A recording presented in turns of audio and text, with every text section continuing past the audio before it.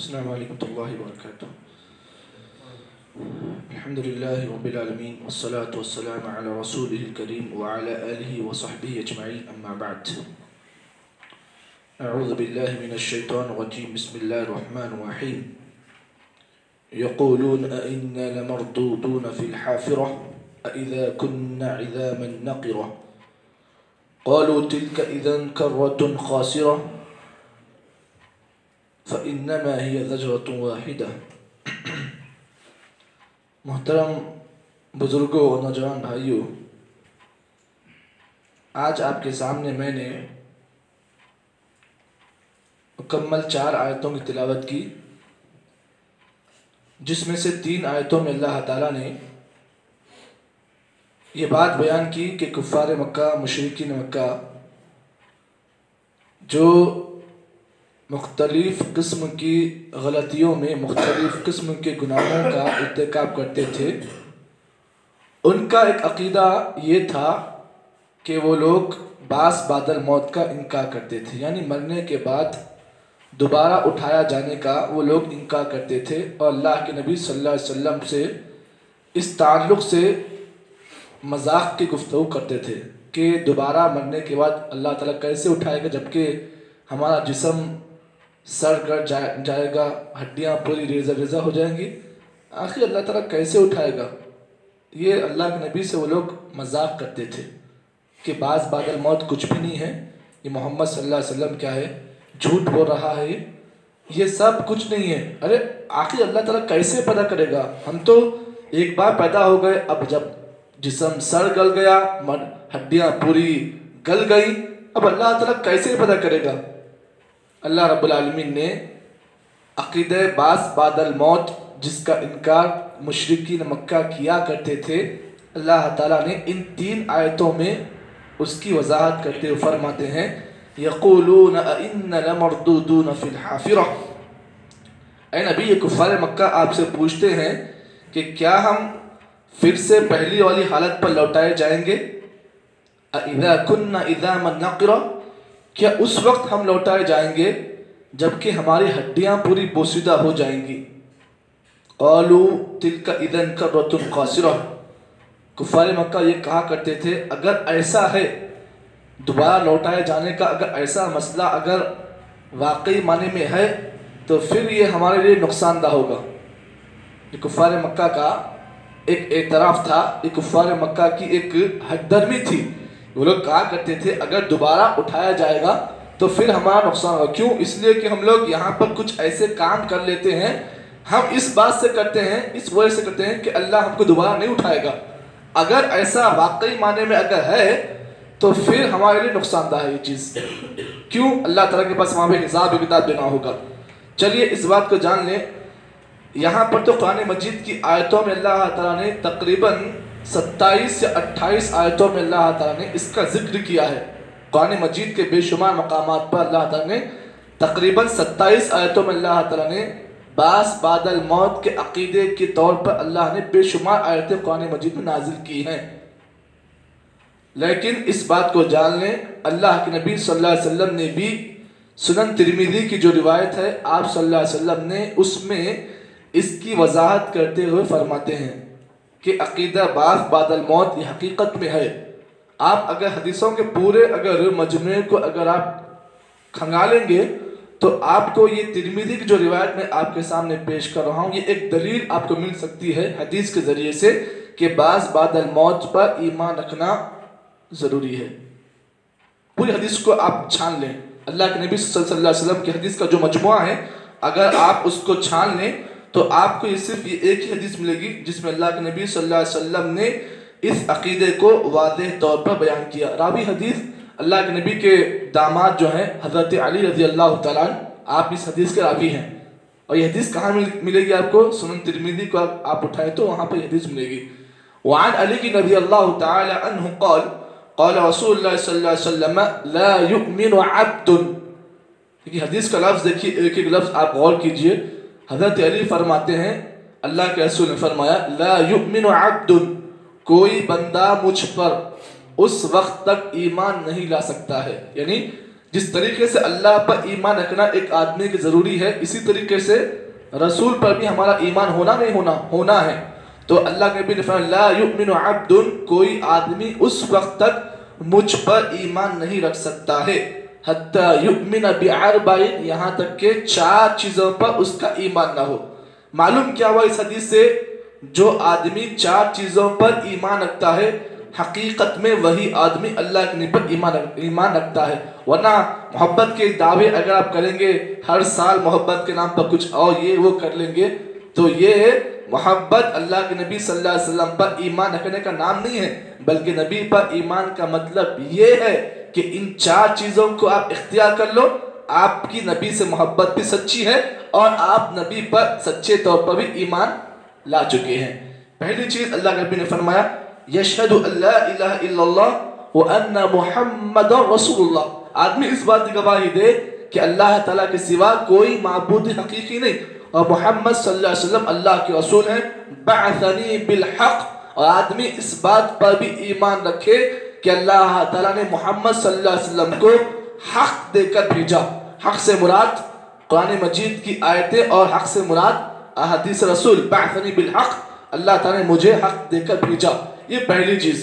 دوسری چیز پہ اللہ کے نبی نے فرمایا وَتُؤْمِن بِالْمَوْتِ، آدمی پر ضروری ہے کہ وہ موت پر ایمان رکھے، اس بات پر ایمان رکھے کہ ایک نہ ایک دن مجھے اس زمین سے مرنا ہے، یہاں سے میری وکٹ آؤٹ ہوگی۔ آدمی کو اس کا ایمان رکھنا چاہیے۔ کب؟ یہ اللہ جانتا ہے، آج بھی ہو سکتی ہے یا کل بھی یا پھر آج سے 10 سال بعد بھی۔ وَتُؤْمِن بِالْمَوْتِ، موت پر ایمان رکھنا ضروری ہے۔ لوگ کہتے ہیں دیکھو مولوی صاحب سب بولے لیکن موت کے بارے میں نہ بولو، کیونکہ ہمیں موت کے بارے میں نہیں سننا ہے، تو یہ موت پر بھی ایمان رکھنا ضروری ہے۔ تیسری چیز اللہ کے رسول نے فرمایا وَتُؤْمِن بِالْبَعْثِ بَعْدَ الْمَوْتِ، موت یعنی بعث بعد الموت، اس سے مراد یعنی مرنے کے بعد دوبارہ اٹھائے جانے پر بھی آپ کا ایمان رکھنا ضروری ہے۔ چوتھی چیز اللہ کے رسول نے فرمایا وَتُؤْمِن بِالْقَدْرِ، اس بات پر بھی آپ کا ایمان ہونا چاہیے کہ جو بھی ہوتا ہے تقدیر میں لکھا ہوا ہوتا ہے، یعنی فیصلہ تقدیر میں اللہ لکھ دیا ہے، تقدیر لکھی جا چکی ہے، تو اب جو زندگی میں فیصلہ ہوگا آپ کے ساتھ اسی تقدیر کے لکھے گئے فیصلے پر آپ کی زندگی میں اتار چڑھاؤ آئے گا، تو آپ کا اس پر ایمان ہونا چاہیے کہ تقدیر بھی کچھ ہے اور تقدیر میں جو لکھا گیا ہے وہ بھی کچھ ہے۔ تو یہ 4 چیزوں پر جو آدمی ایمان رکھتا ہے حقیقت میں اللہ کے نبی پر اس کا ایمان مضبوط ہے۔ تو اس حدیث کے اندر تیسری بات جو بتائی گئی وہ تؤمن بالبعث بعد الموت، بعث بعد الموت سے مراد یہی مراد ہے۔ اس کے بعد اللہ رب العالمین نے اس بات کی وضاحت کی کہ اگر ایک انسان اگر لوہے والا ہو جائے، مرتے وقت لوہا والا بن کر مرے، پھر بھی ہم اسے دوبارہ زندہ کریں گے۔ جسم کو اگر وہ اپنی باڈی کو آئرن باڈی بنا لے، یا پھر آج کل کرتے ہیں سائنٹسٹ اپنی باڈی کو آئرن باڈی بناتے ہیں، کون سی باڈی بناتے ہیں؟ پتھر کی باڈی بنا رہے ہیں، ہاں جسم کو اتنا مضبوط کر رہے ہیں کہ جسم پورا کھٹ مضبوط پتھر کی طرح ہو رہا ہے، اور یہ بات کہتے ہیں کہ ارے بھائی مرنے کے بعد کچھ بھی زندہ ہونا نہیں ہے۔ اللہ بول رہے ہیں اس بات کو جان لو، اگر تم پتھر ہی بن جاؤ مرنے کے بعد، اگر تم لوہے والے بن جاؤ، اللہ پھر بھی تمہیں دوبارہ زندہ کرے گا۔ جبکہ قبر میں تمہیں جو کیڑے مکوڑے اگر تمہیں سلا دے گلا دے تو ہڈیوں کھا جائے، اس بات کو جان لو کہ بعض بعد الموت ہو کر رہے گی۔ اللہ رب العالمین نے قرآن مجید میں فرمایا وَقَالُوا أَإِذَا كُنَّا عِظَامًا وَرُفَاتًا أَإِنَّا لَمَبْعُوثُونَ خَلْقًا جَدِيدًا، کفار مکہ کہا کرتے ارے جب ہماری ہڈیاں پوری گل جائیں گی، ہم پورے ایک دم خستہ ہو جائیں گے، أَإِنَّا لَمَبْعُوثُونَ خَلْقًا جَدِيدًا، کہ اللہ تعالیٰ دوبارہ ہماری پیدائش کرے گا، اللہ دوبارہ ہم کو پیدا کرے گا۔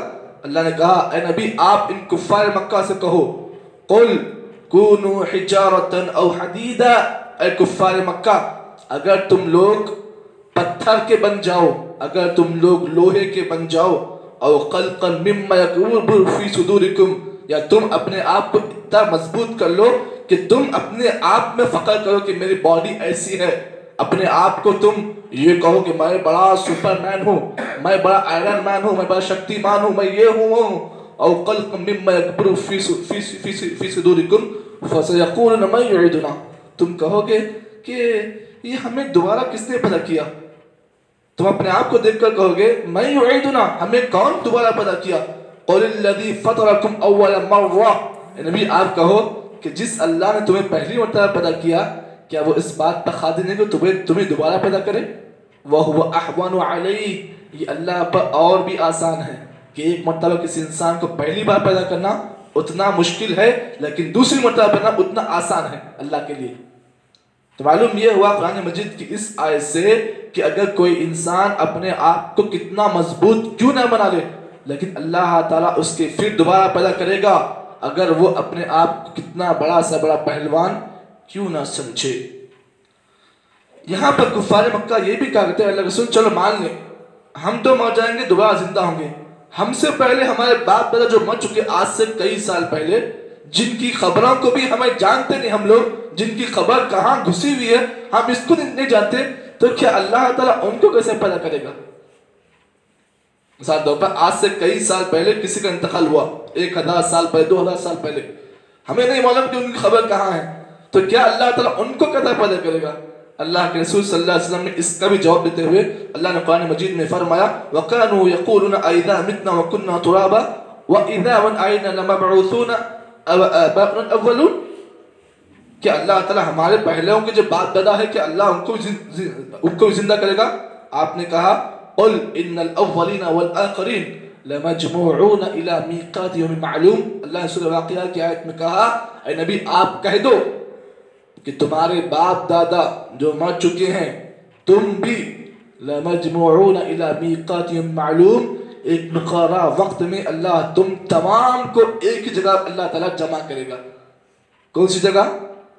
حشر کا میدان، جہاں پر تمہارا باپ بھی ہوگا، تمہارا دادا بھی ہوگا، تمہارے دادا کا دادا بھی ہوگا، تمہارے جد امجد بھی ہوں گے، جو تمہارے پہلے بڑ پوتے وغیرہ جو بھی تمہارے جتنے بڑے بڑے سے لوگ جو مر چکے ہیں، اللہ سب کو ایک ہی وقت میں دوبارہ پیدا کرے گا، اور پیدا کرنے کے ساتھ ساتھ کیا ہوگا؟ اللہ سب کو جمع کرے گا۔